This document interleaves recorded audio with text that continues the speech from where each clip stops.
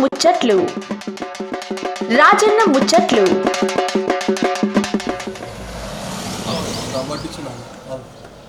ఏమే మంచిగా వేసావు తువాల ఎదనుకురా ఏమన్నావేమి ఎడమనుకున్నావు తువాల అట్లా ఏడా అంగట్లనా మన దగ్గర ఏమో నరపేట ఎంత దూరం అవుతా మన ఊరికే ఏం లేనట్టు పోదు కదా పెట్టలేడా సర్వసాబ్ టిఫిన్ పెట్టలేడా మరి గట్టిగా మాట్లాడమేమి పోదు లోపలనా వేస్తా మంచిగా పోయినప్పుడు ఈ నాకు తువాల ఇస్తావా ఏమో ఇస్తావో అవు ఏమో లోపలికి వస్తున్నా బాగుండే వారి ఫోటోలు అన్నీ పెద్ద సార్తో దిగినాయి కవితతో దిగినాయి మన పెద్ద సార్తో కూడా దిగినా అన్న ఫోటో ఏమున్నాయి నా బాగా చదువుడు ఎల్లప్పుడూ ప్రజాసేవలో ముందుండి ప్రజానాయకులు ఆంధ్ర సర్కార్ అక్రమంగా కృష్ణా నది నీళ్లను తరలిస్తుంటే అడ్డుకున్న రైతు బాంధవుడు సామాజిక కార్యకర్త తెలంగాణ ఉద్యమకారుడు గవినోలా శ్రీనివాస్ గారికి జన్మదిన శుభాకాంక్షలు సీనన్న యువసేన నారాయణపేట నియోజకవర్గం అమ్మో భారీ చేసారు ఫ్లిక్స్ అయితే లోపల మంచిగా అద్దాలు గిద్దాలు బదలొస్తున్న ఆఫీస్ అందరు ఈ ఇంగ్లీష్ అయితే వాళ్ళతోటి కానీ ఇక్కడ పండుకున్నా తెలుగు ఇది గవినోలా శ్రీనివాస్ సర్పంచ్ పేరు చూసారు గవినోలా శ్రీనివాస్ అన్న సర్పంచ్ బాపన్పల్లి అది బాపన్పల్లి అంటే ఎక్కడో విన్నాడు అనిపిస్తుందిలే ఎవరి దగ్గర అంటే ఇట్లా పెడతారు పెరిగా మన సీఎం రేవంత్ రెడ్డి సార్ దగ్గర కూడా వచ్చిన ఈ మారుమూల గ్రామం అన్న సర్పంచ్ ఏమన్నా ఇనామేసే గెలిచిన మళ్ళీ ఈ అన్న పేరు అసెంబ్లీలో సీఎం రేవంత్ రెడ్డి సార్ వాళ్ళకి ఏంటంటే గిజం విచిత్రం అనుకుంటారులే గట్ల ఉన్నారు అన్న పేరు ఈ గల్లీ ఢిల్లీ దాకా అన్న పేరు ఈ బాపట్పల్లికి చూస్తే నారాయణపేట జిల్లా నుండి చూస్తే మన హైదరాబాద్ అసెంబ్లీ దాకా ఉన్నది అన్న పేరు ఇంత పెద్ద పేరు ఉందంటే రాదన్న అన్న మస్తు కార్యక్రమం చేసినట్లే ఇక కార్యక్రమం చెప్పాలంటే ఎవరో సరిపోదురా మంచి మంచి కార్యక్రమాలు ఇక ఇక్కడ ఎవరైనా అన్న సినన్న అంటే నేను ఉన్నానంటాడు ఇక సినన్న అంటే నేను ఉన్నా అంతే ఇంకేం లేదు ఇక ఆపద కానీ సాపద కానీ మంచిది కానీ చెడ్డది కానీ అంత మంచి పేరు ఉంది అన్నకు ఇక అసెంబ్లీలో మన సీఎం సార్ ఎందుకు పేరు తీసిండో కవితక్క కూడా ఏమన్నా మంచి అన్నకు చాలా దగ్గర కాయసి మంచి కవితక్క కూడా గిత్త మంచి కార్యక్రమాలు చేసి గిత్త మంచి పేరు దాంట్లో ఇక అన్నం చూపెడతా చూడండి ఇప్పుడు ఇక తమాషా జపాన్ కూడా తమాషా ఉన్నా అన్న ఏ పిల్ల హాజరు అన్నది మాకు కెమెరా బాగా అంకే కడక్కున్నదే ఏడనుకున్నావా మనిషి పక్కకున్నా కూడా అంకి మాత్రం మన వస్తున్నది నాకు ఇప్పిస్తావు మరి హైదరాబాద్ అంటే నువ్వు నా ఏమన్నా రావాలి ఈడుంటే చూడు మరి ఒక చేత ఫేమస్ కదా అదే మరి నీ అంత కడకు లేకుండా నా చిన్నపాటి ఉంటే నా రెండు జతలు ఇప్పి ఇక ఎందుకంటే ఊళ్ళో అందరు సేవ చేస్తున్నావు కదా నాకు రెండు జతలు ఇప్పిస్తే గుర్తుపెట్టుకున్నారే మా శిరాన్ని ఇప్పించి నాకు బయట పెద్దగా ఉన్నదే ఫ్లెక్సీ నీ పేరు చాలా ఉన్నది సినానా ఇక నేను కూడా అందుకే నీ దగ్గరికి వచ్చినాయి ఏమన్నది మరి ఇక ముచ్చట పెట్టడానికి వచ్చి చదువుడు అన్ని పుల్ల చెప్పాలి నాకు చెప్తావుగా మంచిగా ఎందుకంటే ఇనామేస్తే గెలిచినావుగా ఇక రూపాయలు కూడా బాగానే ఖర్చు కావచ్చు అవన్నీ చెప్పాలి మరి నాకు చెప్తావా సురిగేదా ముచ్చటిగా మీ గురించి నాకు తెలుసు ఇక చాలా మంది కూడా తెలుసు ఇక మళ్ళీ ఇంకోసారి మా చాలా మంది మీ గురించి చెప్తే నాకు కూడా రామారెడ్డి మండలం బాపన్పల్లి గ్రామ సర్పంచ్గా నేను పనిచేస్తున్నాను. నేను తెలంగాణ ఉద్యమకారుడిని. తెలంగాణ పోరాటం నుండి ఇప్పటివరకు కూడా తెలంగాణ ప్రజా సమస్యలమైనా కానీ, తెలంగాణలో రైతాంగ సమస్యలమైనా కానీ, మహిళల సమస్యలమైనా కానీ, యువత సమస్యలైనా నిరంతరం పోరాటం చేస్తున్నాము. ఈ జిల్లాలో ఉండేటువంటి సామాజిక సమస్యలైనటువంటి బాల కార్మికులు కానీ, మహిళా విద్య కానీ, ఈ యొక్క చిన్నపిల్లల యొక్క వివాహాలు చేయడం కానీ, ఇటువంటి సామాజిక రుగ్మతల మీద మేము నిరంతరం పోరాటం చేస్తున్నాము. ఈరోజు రాజన్న ముచ్చట్లతోన రాజన్న గ్రామానికి రావడం మాకు చాలా సంతోషంగా ఉంది. రాజన్నతో కూడా మేము కొన్ని మా యొక్క అనుభవాల్ని, మా యొక్క ఆలోచనల్ని పంచుకోవాలనుకుంటున్నాము. కాబట్టి రాజన్న కూడా మేము ప్రత్యేక ధన్యవాదాలు తెలియజేస్తున్నాము. సంతోషంగా. మరి ఈ రాజకీయ ప్రస్థానం ఎప్పుడు సురువైంది? ఎందుకంటే మన కుటుంబ సభ్యులు రాజకీయం చేసినా నువ్వే రాజకీయం చేస్తున్నావా? రాజకీయంలో ఇంతకుముందు మా తాత ఈ నిజాం ప్రభు కింద ఈ మల్లి పటేల్ పోలీస్ పటేల్ మా తాత మల్లి పటేల్గా పనిచేసాడు. తర్వాత మా పెద్దనైనా 3 సార్లు మా గ్రామానికి సర్పంచ్గా పనిచేసాడు. తర్వాత మా చిన్నైనా చేసింది, తర్వాత మా పెద్దమ్మ చేసింది, మా అమ్మ చేసింది, తర్వాత నేను చేసాను. 40 సంవత్సరాల పాటు మేమే మా గ్రామానికి సర్పంచ్గా పనిచేస్తాం. మీ కుటుంబమే అంటే ఫస్ట్ ఏ పార్టీ అన్న మీరు మేము ఫస్ట్ తెలుగుదేశం పార్టీలో టీడీపీ నుండి రాజకీయ ప్రస్థానం. మా నాయన వాళ్ళకి జనతా పార్టీకి వెళ్ళి చేసింది. జనతా పార్టీ తర్వాత జనతా దళ అని పార్టీ ఆ పార్టీకి వెళ్ళి మా నాయన మా పెద్దనాయన వాళ్ళు చేసారు. మేము తర్వాత టీడీపీ తర్వాత ఇక తెలంగాణ ఉద్యమం రాగానే టీఆర్ఎస్లోకి వచ్చినాం. అంతా కలితా ఎంబడి ఉంటాము. వెంబడే తెలంగాణ ఉద్యమంలోకి వచ్చినాం. ఇక కేసీఆర్ సార్ ఎంబడి వాళ్ళ ఎంబడి ఉద్యమం చేసినాం. తెలంగాణ జాగృతి తరఫున కూడా ఈ బతుకమ్మ సంబరాలు గ్రామంలోనే నిర్వహించాం. 5,000 మంది మహిళలతో నిర్వహించాం. ప్రతి సంవత్సరం ట్యాంక్ బండ్ మీద కవితాక బతుకమ్మ సంబరాలు చేస్తే ఇక్కడికి వెళ్ళి 1000 మంది మహిళల్ని బస్సులలో తీసుకెళ్ళాం. అట్లా 8-9 సంవత్సరాలు కంటిన్యూ తీసుకెళ్ళాం.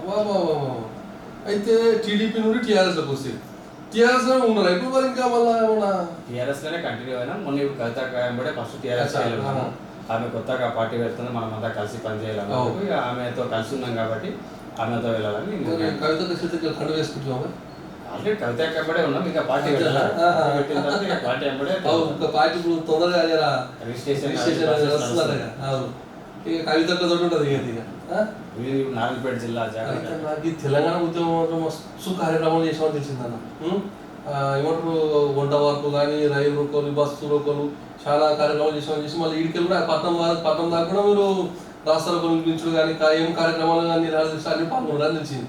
జర వాళ్ళ గురించి చెప్తామన్నా. తెలంగాణ జేఏసీ ఇచ్చినటువంటి ప్రతి పిలుపులో కూడా మేము భాగస్వామ్యం చేసినాం. ఇక్కడ బస్సు రోకో రైలు రోకో కూడా నిర్వహించినాం. ఇక్కడ నారాయణపేటలో నేను ప్రైవేట్ బస్సుల అసోసియేషన్ జిల్లా అధ్యక్షులుగా ఉన్నప్పుడు నాది కూడా నారాయణపేటలో ప్రైవేట్ బస్సులు ఉంటే అప్పుడు బస్సు బంద్ అన్నప్పుడు 42 రోజుల పాటు బస్సులన్నీ కూడా మేము డిపోలో బంద్ చేసినాము. అందులో మా బస్సులు కూడా ఉండే. కాబట్టి ఈ విధంగా ప్రతి విధంలో ఏ ఒక్క కార్యక్రమం తీసుకున్నా మేము చురుగ్గా పాల్గొన్నాం. రైలు రోకో కానీ బస్సు రోకో కానీ వంట వార్పులు కానీ సడక్ బంద్ కానీ సాగర్ ఆహారం కానీ మిలియన్ మార్చ్ కానీ ఇట్లా ఏ యొక్క ప్రతి కార్యక్రమంలో మేము భాగస్వామ్యం ఉన్నాం. ఈ యొక్క ప్రజల్ని కూడా తప్పకుండా ఇక్కడ తెలంగాణ రావాల్సిన అవసరం ఉంది. నీళ్లు నిధులు నియామకాలు మన తీరని అన్యాయం జరుగుతుంది. కాబట్టి ఇవన్నీ సరి చేయాలంటే మన ప్రత్యేక రాష్ట్రమే సరైనమని ఆ రోజు మేము రోడ్ల మీదకి వచ్చి అన్ని బంద్ పెట్టడం జరిగింది. ప్రభుత్వాన్ని స్తంభించి అప్పుడు కూడా నేను సర్పంచ్గా ఉన్నప్పుడు సర్పంచ్లో మా గ్రామ పంచాయతీలో ఉన్నటువంటి కార్యక్రమాలతో పాటు మండలంలో కానీ జిల్లాలో కానీ ఎటువంటి కార్యక్రమాలు కూడా దాదాపు తెలంగాణ ఉద్యమం 2-3 నెలల పాటు ప్రభుత్వమే స్పందించిపోయింది. అందులో మేము కూడా భాగస్వామ్యం కావడం మాకు చాలా సంతోషంగా ఉంది. సర్పంచ్ కూర్చి 3 సార్లు మీరే ఇక ఇడుస్తలేరు ఇక కూర్చుని అంటే ప్రజలు ఇస్తలేరు. ఇక ప్రజలు కావాలంటున్నారు. ఇక ప్రజలు కావాలనుకుంటున్నారు. పనులు కూడా అట్లా మరి ఇంకా కిత్తలు ఉన్న సమస్యలు మరి గీ కిత్తలు సమస్యలు ఏమొచ్చాయో మరి మన ఊరిలో మీకు ప్రజల నుండి. మొదటిసారి నేను సర్పంచ్గా ఎన్నికైనప్పుడు మా గ్రామం మొత్తంలో కూడా వలసల గ్రామం దాదాపు 1500 మంది బొంబాయి పూనా హైదరాబాద్ అక్కడ బయటనే బతికేవారు. 3000 జనాభా 4000 మంది. దాదాపు 1500 మంది కంపల్సరీ బాంబేలే పూనా ఇట్లా వేరే ప్రాంతాల్లో బతికేవారు. వ్యవసాయం కూడా లేదు. అప్పుడు నేను మా ఊర్లో ఉన్నప్పుడు ఓన్లీ ఒకటే ఒక ట్రాన్స్ఫార్మర్, అగ్రికల్చర్ ట్రాన్స్ఫార్మర్. అప్పుడు తర్వాత నేను అన్ని ఆలోచన చేసిన తర్వాత ఈ గ్రామంలో మాకు ఇక్కడ కృష్ణానది మాకు 30 కిలోమీటర్ల దూరం ఇక్కడ దగ్గర అయినప్పటికీ కూడా మాకు ఇరిగేషన్ ఇక్కడ ఏం లేదు. కృష్ణానది నీళ్ళు రావు కాబట్టి ప్రాజెక్టులు లేవు, రిజర్వాయర్ లేవు. మాకు ఆంధ్రప్రదేశ్ రాష్ట్రం ఉమ్మడి రాష్ట్రం ఉన్నప్పటి నుండి కూడా అన్యాయమే జరిగింది. కాబట్టి ఈ ప్రాంతంలో మనం ఏం చేయాలంటే ఇక్కడ రైతులకు అందరికీ ప్రతి సేనుకు విద్యుత్ సౌకర్యం కల్పించాలి. బోర్లు వేస్తే ఇక్కడ ఇరిగేషన్ బాగా అవుతుంది ఊర్లో అని చెప్పేసి మేము మొత్తం 30 ట్రాన్స్ఫార్మర్లు ఇప్పించాం. 30 ట్రాన్స్ఫార్మర్లు ఇప్పించి మా ఊరు ఒక సబ్ స్టేషన్ కట్టించాం. సర్పంచ్ ఈ మొత్తం ఒక సబ్ స్టేషన్ కట్టించి మొత్తం 700 పోల్స్ అంటే మా ఊర్లో 2000 ఎకరాలు ఉంటే 2000 ఎకరాల కరెంటు గుంజిపించాం. గుంజిపిస్తే 700 బోర్లు వేసుకున్నారు. 700 ఇండ్లు ఉంటే 700 కుటుంబాలు బోర్లు వేసుకున్నారు ప్రతి ఇంటికి.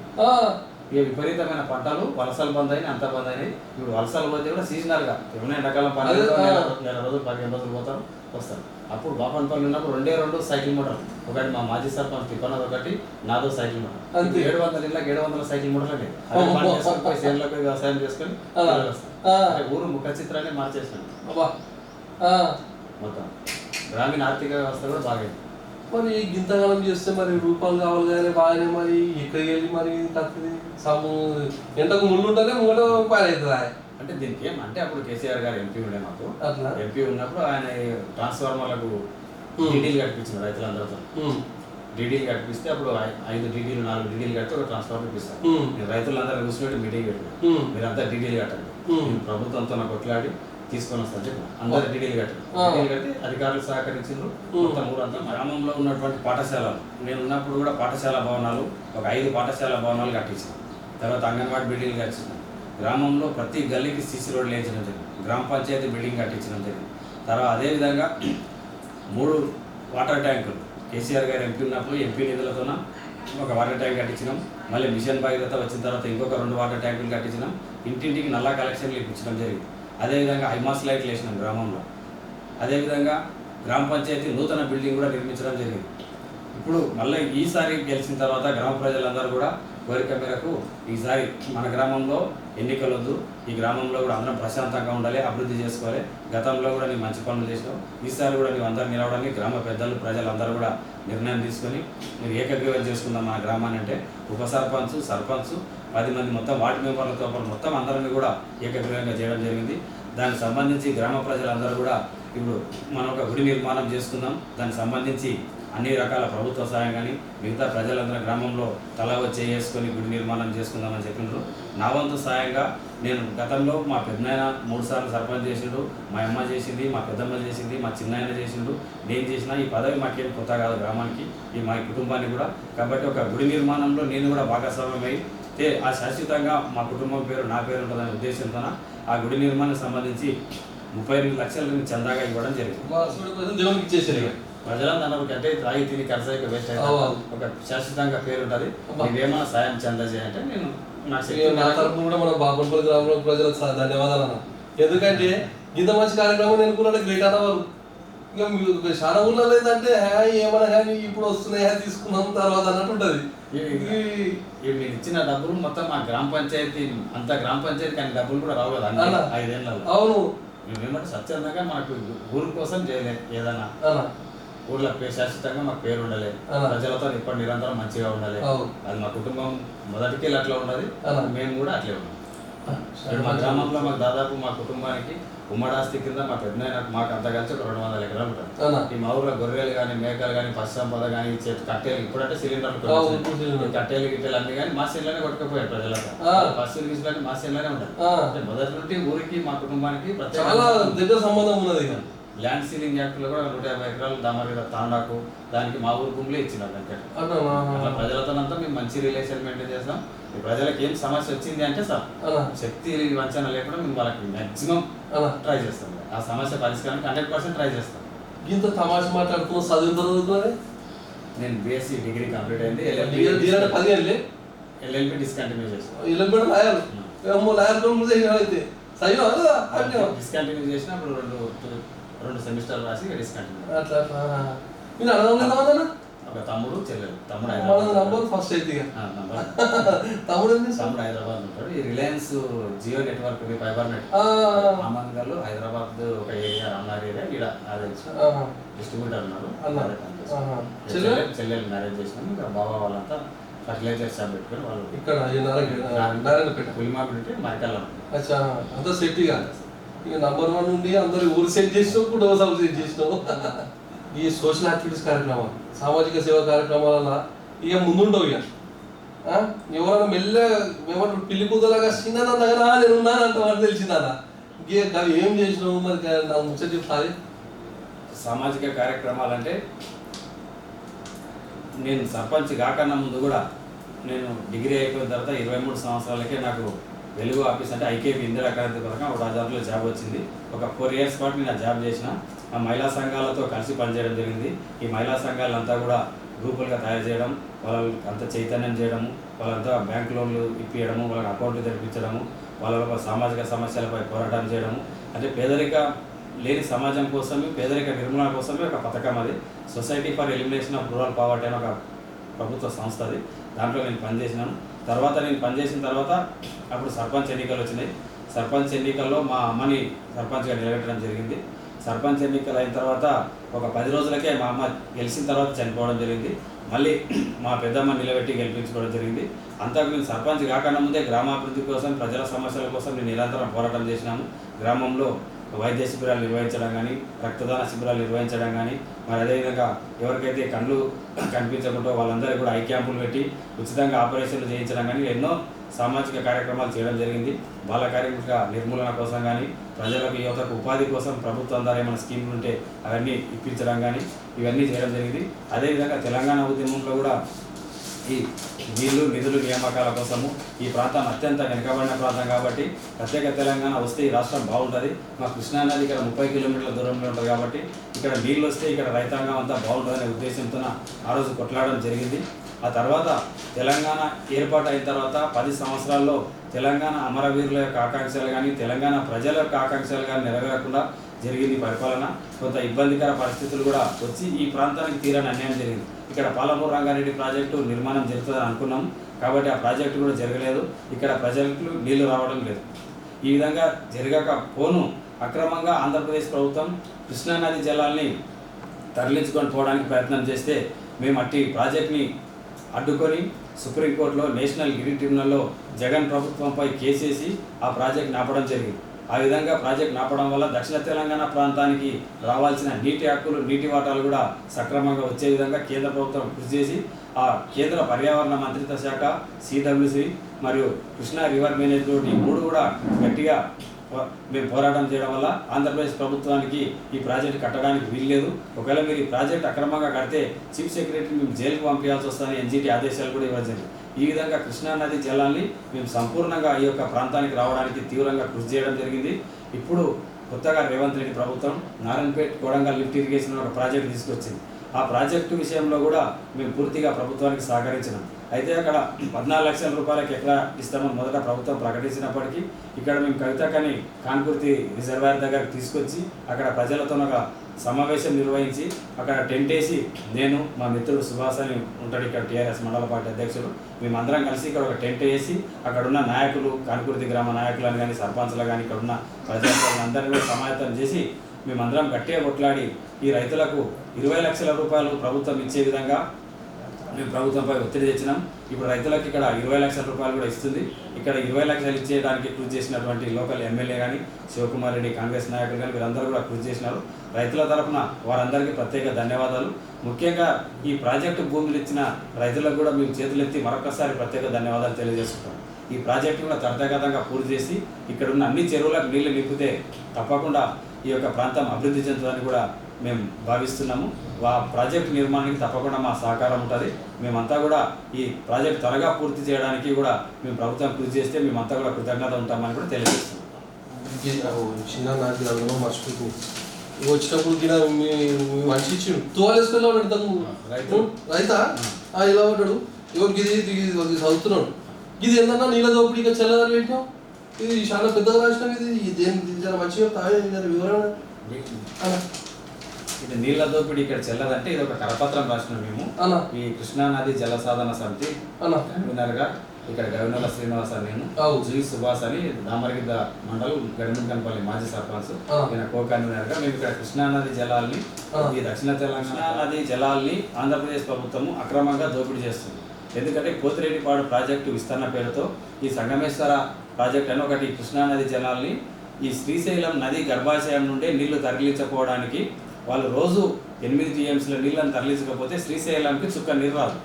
కాబట్టి తెలంగాణ ప్రభుత్వం కేసీఆర్ గారు అధికారంలో ఉన్నప్పుడే ఆంధ్రప్రదేశ్ ముఖ్యమంత్రి జగన్ మోహన్ రెడ్డి ఒక జీవో తీసుకొచ్చినారు. ఆ జీవో తీసుకొచ్చి రోజు 8 టీఎంసీల కృష్ణానది నీళ్ళని తరలిస్తే ఇక మనకు ఈ దక్షిణ తెలంగాణకు మహబూబ్నగర్, రంగారెడ్డి, హైదరాబాద్ ఈ యొక్క జిల్లాలకు ఒక్క చుక్క కూడా నీరు రాదు.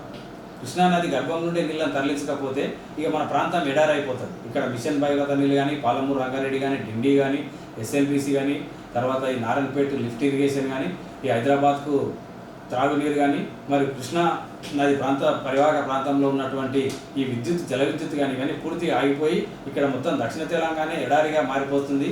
ఈ తెలంగాణ ఉద్యమానికి అర్థమే లేదనేటటువంటి పరిస్థితి వచ్చింది. అప్పుడు మేము ఆలోచన చేసి ఇది తప్పు, ఈ అక్రమాన్ని, ఈ అన్యాయాన్ని మేము ఖండించాలి. దీన్ని ఖండించకుంటే తెలంగాణ ఉద్యమంలో పాల్గొని కూడా ప్రయోజనం లేదని, అటు ఆంధ్రప్రదేశ్ ప్రభుత్వం అక్రమంగా తీసుకొచ్చిన జీవోని నేషనల్ గ్రీన్ ట్రిబ్యునల్లో మేము ఛాలెంజ్ చేయడం జరిగింది. అప్పుడు నేషనల్ గ్రీన్ ట్రిబ్యునల్ వారు దాని యొక్క కేసుని మొత్తం పరిశీలన చేసి ఇప్పుడు ఆ కేసుని ఆంధ్రప్రదేశ్ ప్రభుత్వం తరఫున వెంకటరమణి అని అటార్నీ జనరల్, భారతదేశానికి అటార్నీ జనరల్ ఆయన వాదించిన ఆంధ్రప్రదేశ్ తరఫున. ఇక్కడ మనకు తెలంగాణ తరఫున శ్రవణ్ కుమార్ సార్ అని సుప్రీంకోర్టులో ఒక అడ్వకేటు మా దగ్గర ఎటువంటి ఫీజు తీసుకోకుండా ఈ ప్రాంత ప్రయోజనాలు మీరు కాపాడుతానని ఈ ఫ్రీగా వాదించండి ఈ కేసుని. కేవలం 5,000 రూపాయలు మాత్రం ఇచ్చిందండి మనకు.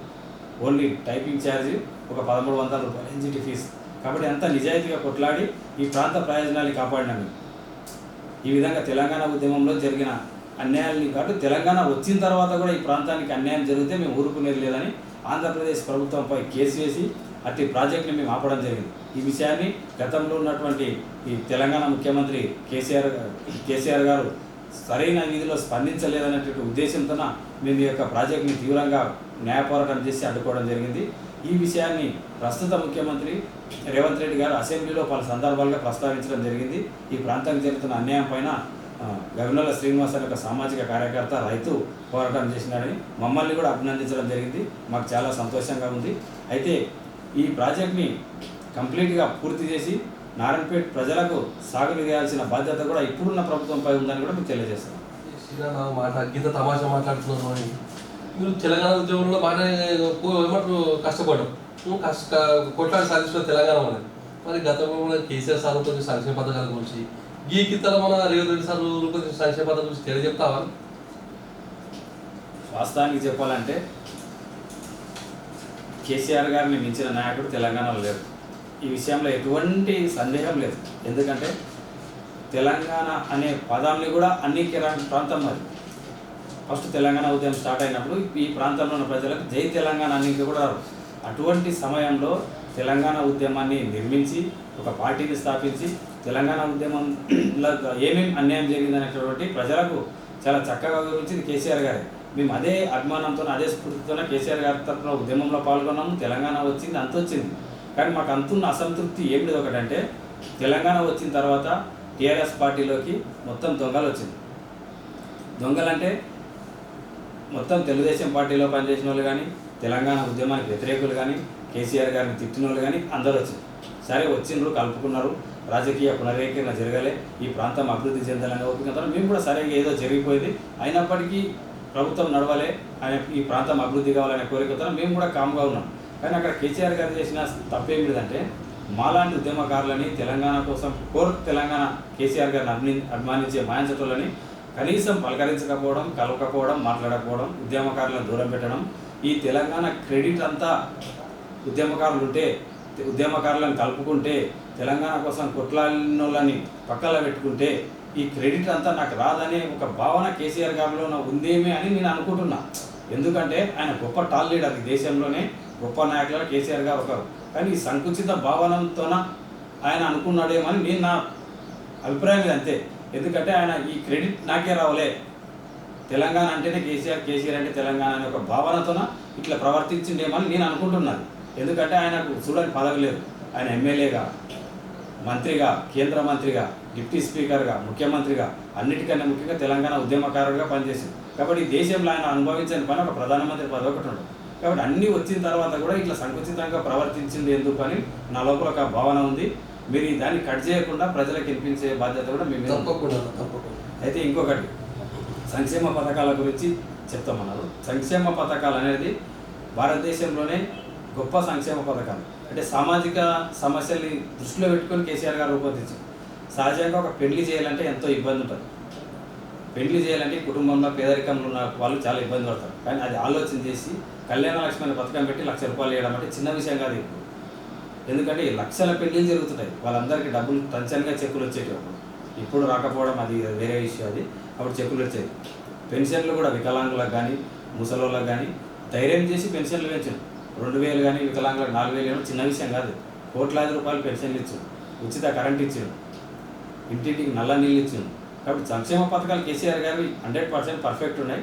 కొన్ని మెయిన్ సమస్య ఏమిటంటే కొద్దిగా దళిత బంధువుల ఇబ్బంది అయింది అని అంటున్నారు. దళితులు కూడా పైకి రావాల్సిందే, అది తప్పు కాదు. కొద్దిగా దాంట్లో వాళ్ళు పైకి రావాల్సిన అవసరం ఉన్నది. దానికి ప్రజాకోణం ఆలోచించి కేసీఆర్ గారు నిర్మాణం చేసింది ఆ పథకాన్ని. కానీ ప్రజల్లో కూడా ఏమవుతుంది, వాళ్ళకి దళితులకు 10 లక్షలు ఇచ్చేది, మిగతా బీసీలకు ఇయ్యపోయి వేరే కులాల చిన్న చూపు అని ఒక ప్రజల లోపల ఇబ్బంది వచ్చి కాబట్టి అది ప్రభుత్వానికి నెగిటివ్ అయింది. కాబట్టి అన్ని వర్గాల్ని పైకి తీసుకురావాలి, కొద్ది దళితులు వెనుకబాటు ఉంటారు, వాళ్ళని ఇంకా కొద్దిగా పైకి తేవాలనేది అన్ని ప్రభుత్వాలు అన్ని రాష్ట్రాలు చేసేటటువంటి కార్యక్రమమే. కేసీఆర్ కూడా చేసింది, అదేం తప్పు కాదు. కానీ ఆ విధంగా ఒకటి. తర్వాత రుణమాఫీ విషయంలో కొద్దిగా ₹1,00,000 ఇచ్చేయడం వల్ల అక్కడ కొద్దిగా ప్రాబ్లం అయింది. ఈ విధంగా కొన్ని ఉద్యమకారులు కలుపుకోకపోవడం కానీ, కొంతమంది ఎమ్మెల్యేలు తప్పులు చేసిండ్రు, ఆ తప్పులు చేసిన ఎమ్మెల్యేలకు టికెట్లు ఇవ్వడం కానీ, ఇవన్నీ సమస్యల వల్ల జరిగింది. అన్నిటికన్నా ముఖ్యం మాలాంటి ఉద్యమకారులని పోగొట్టుకోవడం, పట్టించుకోకపోవడం వల్ల పార్టీకి ఇబ్బంది జరిగింది. ఇది వాస్తవం జరిగిన పని.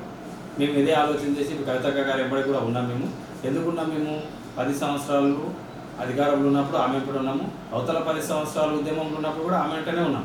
కాబట్టి ఆమె ఎంబడ ఉన్నాం కాబట్టి ఆమెకు జరిగిన అన్యాయం కూడా జరిగింది పార్టీలో. కానీ ఆమె మీద తప్పుడు కేసు పెట్టినప్పుడు పార్టీ స్పందించలేదని కానీ, ఆమెని ఒక బూచిగా చూపి పార్టీ క్రెడిట్ కొట్టుకున్న కేసులో ఇరికిచ్చిండ్రు, అది ఇరికిచ్చింది అనేటటువంటి సమస్యని ప్రభుత్వం కానీ అప్పుడున్న పార్టీ కానీ స్పందించలేదు సరిగ్గా అనేటువంటి ఆమె లోపల బాధ ఉంది. మేము కూడా సరే ఆడపిల్ల ఎంబడి ఉన్నాము, ఆడపిల్లకు అన్యాయం జరిగింది. తెలంగాణ ఉద్యమంలో ఆమె కూడా ఒక వీరవంతలాగా బతుకమ్మను నెత్తిన పెట్టుకొని ఊరు గ్రామం తిరిగింది. ఆమె అంటూ ఉన్నాం కాబట్టి మేము ఆమె ఎంబడ ఉండాలని ఒక నిర్ణయం తీసుకున్నాం. కేసీఆర్ గారు అన్నా కానీ, మిగతా పార్టీ పెద్దలు కేటీఆర్ గారు అన్నా కానీ మాకేం వ్యతిరేక భావన లేదు. కానీ మేము ఒక కవితకి ఎంబడి ఉన్నాం కాబట్టి ఆమెను బలపరచలే, ఆమె పార్టీలో ఉండాలి. తెలంగాణ ప్రభుత్వం ఉన్నప్పుడు కూడా మాకు కూడా కొంత వివక్ష చూపింది కాబట్టి మేము అక్కెంట ఉంటే మంచిది, ఆమె ద్వారా ఈ ప్రజల సమస్యల మీద పోరాటం చేయలే, తెలంగాణ ప్రజలకు సేవ చేయలే, ఇక్కడ ఉన్న నారాయణపేట జిల్లాకు కూడా సేవ చేయలే, నిరంతరం ప్రజా సమస్యల మీద పోరాటం చేయాలని నిర్ణయం తీసుకున్నాం. ఇక పోయి ముందు మాట్లాడుతాం మరి ముందుకి రాజకీయ భవిష్యత్తు ఎట్లుంటుంది అన్న మరి మీది గట్లే మరి చేసే కార్యక్రమం ఏమైనా నాకు ముచ్చట చెప్తాం మరి పోయి ముందుగా. తప్పకుండా మేము గతంలో కూడా నిరంతరం ప్రజా సమస్యల మీదనే పనిచేసినాం. రాబో రోజుల్లో కూడా ఈ నారాయణపేట జిల్లా అభివృద్ధి చేయడానికి, నారాయణపేట జిల్లా ప్రజలు, రైతాంగం, మహిళల యువత కూడా ఏ విధంగా అయితే అభివృద్ధి చెందుతారో, ఈ ప్రాంతం ఏ విధంగా అభివృద్ధి చెందుతారనేటువంటి ఉద్దేశంతో మేము అన్ని ఆలోచనలు చేసి ఇక్కడ ప్రజల సమస్యలను నిరంతరం పోరాటం చేస్తాం. ఇక్కడ కూడా ఈ ప్రాజెక్ట్ నిర్మాణం విషయంలో కానీ, ఇక్కడ ఒక హాస్పిటల్ సమస్య ఉంది. ఇక్కడ వాస్తవానికి 20 సంవత్సరాల క్రితం పాత బస్ స్టాండ్ దగ్గర ఒక హాస్పిటల్ నిర్మాణం చేసినాం. హాస్పిటల్ శిథిలావస్థకు వచ్చి కూలిపోవడానికి వచ్చింది.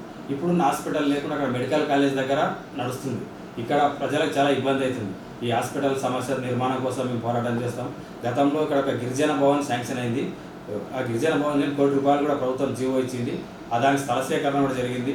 ఆ గిరిజన భవన్ నిర్మించడానికి మరియు ఇక్కడ బీసీ స్టడీ సర్కిల్ కానీ, బీసీ హాస్టల్స్ కానీ, ఇక్కడ ఉన్న అన్ని సమస్యల మీద మేము నిరంతరం పోరాటం చేస్తాము. రాజకీయంలో కూడా తప్పకుండా భవిష్యత్తులో మేము కవితక్క పార్టీలో పనిచేస్తాము. పార్టీని కూడా ఇక్కడ నారాయణపేట జిల్లాలో తప్పకుండా విస్తృతంగా పనిచేసి పార్టీ విస్తరణ కూడా చేస్తాం. రాజకీయ భవిష్యత్తు అంతా కూడా ఇప్పుడు ప్రజల చేతుల్లో ఉంది. భవిష్యత్తులో కూడా మేము నిరంతరం ప్రజల కోసం పనిచేసి ప్రజల సమస్యల మీద పోరాటం చేసి రాజకీయాల్లో కూడా ఉన్నత స్థానానికి చేరుకోవాలని మేము కూడా అనుకుంటున్నాం. ఆ విధంగా ప్రజలకు సాయం చేయడానికి తప్పకుండా ప్రయత్నిస్తాం. మేము కూడా కవితక్క పార్టీ తొందరలో రావాలని, ఆ పార్టీలో నారాయణపేట జిల్లా ప్రజలందరూ కూడా కలిసి వచ్చి ఇక్కడ ప్రజా సమస్యల మీద పోరాటం చేసి తప్పకుండా ముందుకు రావాల్సిన అవసరం ఉన్నది. మేమంతా నిరంతరం మీ ఎంబడి ఉంటామని తెలియజేస్తూ రాజన్న ముచ్చట్ల కార్యక్రమానికి వచ్చిన రాజన్నకు కూడా మేము ప్రత్యేక ధన్యవాదాలు తెలియజేస్తాం. మరి ఇక ఇచ్చకేలకు అక్క పార్టీ అయితే అక్టోబర్లో పెడుతుంది. పెట్టినాక మరి సీనియర్ని మన నారాయణపేట నుండి ఎమ్మెల్యేగా అనుకోవచ్చా? మరి ఫ్యూచర్లో ఎమ్మెల్యే క్యాండిడేట్ అనుకోవచ్చు, ఎమ్మెల్యే అభ్యర్థి అనుకోవచ్చా? అంటే ఇక్కడ అక్క పార్టీ పెట్టిన తర్వాత ఆమె ఈ సామాజిక తెలంగాణ రావాలనేటువంటి కోణంలోనే పార్టీ నిర్మాణం జరుగుతుంది. ఎందుకంటే భారతదేశం స్వాతంత్రం వచ్చిన తర్వాత రాజ్యాంగ ఫలాలు ఎస్సీ, ఎస్టీ, బీసీ మైనార్టీలకు దక్కలేదనేది చిన్నపిల్లలకు కూడా అర్థమవుతుంది. ఎందుకంటే ఇక్కడ సామాజిక న్యాయం జరగలేదు. డబ్బు ఉన్న వారికే డబ్బు రావడం, పదవులు ఉన్న వారికే పదవులు రావడం, ఎక్కడైతే అధికారం ఉన్న వారికి అధికారం రావడం జరిగింది. అంబేద్కర్ చెప్పిన చిన్న రాష్ట్రాలు వస్తే అధికార వికేంద్రీకరణ జరిగితే మాలాంటి సామాన్యులు కూడా, ఎస్సీ, ఎస్టీ, బీసీ మైనార్టీలకు చెందిన మాలాంటి సామాన్యులు కూడా రాజకీయ ఉన్నత పదవులు రావాలని అందరికీ కోరిక ఉంటుంది. కానీ ఇప్పుడున్న వ్యవస్థలో ఏముంటుంది, ఎవరికి అధికారం ఉంటే వానికి అధికారం వస్తుంది. ఎవడు ఎన్నిసార్లు పార్టీలు మారినా ఎక్కడ తిరిగినా వాని చుట్టే అధికారం దొరుకుతుంది. ఈ ప్రజలు కూడా వాని చుట్టే ఉంటారు. మేము ఈ ప్రజల్ని చైతన్యం చేయాలనుకుంటున్నాం. ఎందుకంటే మాలాంటి ప్రజల కోసం నిరంతరం పనిచేసేటటువంటి సామాజిక కార్యకర్తలైనటువంటి మా కోసం మీరంతా కూడా ఒకసారి ఆలోచన చేయలేదు. కాబట్టి కవితక్క కూడా మేము స్పష్టంగా చెప్పినాం, అక్కడ సామాజిక తెలంగాణ కోసం మీరు కొట్లాడితే ఎస్సీ ఎస్టీ బీసీలు అగ్రవర్ణాలు కూడా కొంతమంది పేదలు ఉంటారు, వాళ్ళేం శత్రువులు కాదు, వాళ్ళందరి కోసం ఒక సరైన ప్రణాళిక తీసుకొస్తే తప్పకుండా ఈ ప్రాంతం అభివృద్ధి చెందుతుంది, రాజ్యాంగ ఫలాలు కూడా అందరికి వస్తాయి. కాబట్టి మేము కూడా దానికి ప్రయత్నం చేస్తాము. భవిష్యత్తులో మీ పార్టీ ద్వారా రాజకీయ ఉన్నత పదవులు ప్రజలిస్తే తీసుకోవడం తప్పులేదు కదా, ఎందుకంటే ప్రజల కోసం మేము పనిచేస్తున్నాం కాబట్టి అది ఆశించడం కూడా తప్పులేదు. మీ ప్రజల్ని కూడా రిక్వెస్ట్ చేస్తున్నాం, మాలాంటి వారికి అండగా ఉండాలి, మాలాంటి వారిని మీరు గుర్తిస్తే మేము ఇంకా ఉత్సాహంతో మీకు పనిచేస్తామని తెలియజేసుకుంటూ భవిష్యత్తులో మీకోసం నిరంతరం మేము ఆల్రెడీ పనిచేస్తున్నాము, భవిష్యత్తులో కూడా పనిచేస్తాం. ఒక చిన్న ఉదాహరణ చెప్తాను మీకు. వైఎస్ రాజశేఖర రెడ్డి గారు ముఖ్యమంత్రి ఉన్నప్పుడు వైఎస్ఆర్ అభయహస్తం అనే ఒక స్కీమ్ వచ్చింది. వైఎస్ఆర్ అభయహస్తంలో దాదాపు రాష్ట్రంలో ఉన్న 25 లక్షల మంది మహిళలు 1400 కోట్లు ప్రభుత్వం దగ్గర సెల్ఫ్ దగ్గర పొదుపు చేసింది. కానీ ఉద్యమంలో కానీ సమస్య అయితే ప్రభుత్వం వచ్చిన తర్వాత దానంతా మర్చిపోయింది దాన్ని. కానీ నేను ఒక జిల్లా పీడీ డిఆర్డీఏ ఆఫీస్లో పోతే అక్కడ రామనాయక్ అని ఒక అధికారి ఉంటాడు. పోతే ఆయన మా గురించి తెలుసు, సామాజిక సమస్యలు ఏమైనా సీన్ కొట్లాడతానని చెప్పండి. సీనిట్లో ఒక సమస్య ఉంది, ఈ ప్రభుత్వం దగ్గర డబ్బులు ఉన్నాయి, ఎల్ఐసి దగ్గర ఉంది, మీరు ముఖ్యమంత్రి దృష్టికి తీసుకపోతే ఈ 1400 కోట్లు మహిళలకు వచ్చే అవకాశం ఉన్నారు. నేను ఎప్పుడే సమాచార చట్టం కింద పీడీ డిఆర్డీఏతో వివరాలు తీసుకుని సెల్ఫ్ సీఈఓ పెట్టినా, వాళ్ళు సమాచార చట్టం కింద నాకు రిపోర్ట్ ఇచ్చింది. ఆ వాస్తవంగా 25 లక్షల మంది మహిళల డబ్బులు మా దగ్గర లేవు, కానీ ఎల్ఐసి దగ్గర ఉన్నాయి, మేము లెటర్ పెట్టినాము, మీరు ఇచ్చిన సమాచార చట్టం వచ్చిన తర్వాత ఆ డబ్బులు రాగానే మహిళలకి ఇస్తామని. నేను ఎంబడే వివరాలు తీసుకొని కేసీఆర్ గారికి లేఖ రాసిన ఎంబడే 1400 కోట్ల రూపాయల మహిళల డబ్బులన్నీ కూడా రిలీజ్ అయ్యి వాళ్ళకి వచ్చినాయి. అంటే నిరంతరంగా మేము ఇట్లా ప్రజా సమస్యల్ని కూడా ప్రజాకోణంలో ఆలోచన చేసి వాళ్ళ కోసం పనిచేస్తున్నాం. కాబట్టి భవిష్యత్తులో ప్రజలందరూ కూడా రాజకీయంగా మాకు అండగా ఉంటే మేము ఇంకా ఉత్సాహంతో మీకోసం పనిచేస్తాం. మా గురించి మీకు అంతా తెలిసిన విషయాలే, ప్రతి చిన్న విషయం పెద్ద విషయం ఏమున్నా కూడా మేము హాస్పిటల్ కానీ పోలీస్ స్టేషన్ పంచాయతీలో ఏమైనా ప్రజలు వస్తే కానీ కోర్టులు కానీ దవాఖానాలు కానీ ఎక్కడ ఏ సమస్య ఉన్నా మేము ముందర నుండి మీకోసం కొట్లాడుతున్నాం. కాబట్టి మీరు కూడా మమ్మల్ని ఆశీర్వదించాలని కోరుకుంటూ మరొకసారి ధన్యవాదాలు తెలియజేస్తున్నాను. ఈరోజు ముఖ్యంగా అంతర్జాతీయ మహిళా దినోత్సవం రోజు రాజన్న ముచ్చట్లు కార్యక్రమం మమ్మల్ని ఇంటర్వ్యూ తీసుకొని వచ్చినారు. బాపన్పల్లి గ్రామ పంచాయతీ తరఫున, నారాయణపేట జిల్లా ప్రజల తరఫున, నియోజకవర్గ ప్రజల తరఫున, అంతర్జాతీయ మహిళా దినోత్సవాల తరఫున కవితక్క గారికి, ఈ రాష్ట్రంలో ఉన్న ప్రతి మహిళకు కూడా మేము ప్రత్యేక ధన్యవాదాలు తెలియజేస్తున్నాం. ముఖ్యంగా మహిళా రిజర్వేషన్ బిల్లులు కూడా పార్లమెంట్ ఎంబడే అమల్లోకి తీసుకొచ్చి ఈ రాష్ట్రంలో మహిళా సాధికారత సాధించి కవితక్కని తెలంగాణ ముఖ్యమంత్రిగా చేయడానికి మేమంతా కృషి చేస్తాం. మహిళలందరూ కూడా సాధికారత వచ్చి వాళ్ళు కూడా అన్ని రంగాల్లో సాధికారత సాధించి ఈ రాష్ట్రం ముందుకు రావాలని మేము కోరుకుంటూ ముగిస్తాం. చాలా మంచి ముచ్చట చెప్పి ఈ కార్యక్రమాలు ఏమంటారు గ్రామంలో కాకుండా నియోజకవర్గం మొత్తం పాల్గొపోవాలి. ఇక పాల్గొపోతే మంచి పదవి వస్తుంది అన్న. ఇక నేను చెప్పా, ఇక నాకు దేవుడికి అర్థమైంది, దేవుడు మంచి ఆశీర్వదిస్తాడు. నాకు తెలియ మరి అన్న బటన్ మర్చిపోతుంది చెప్పాలా మంచిదా.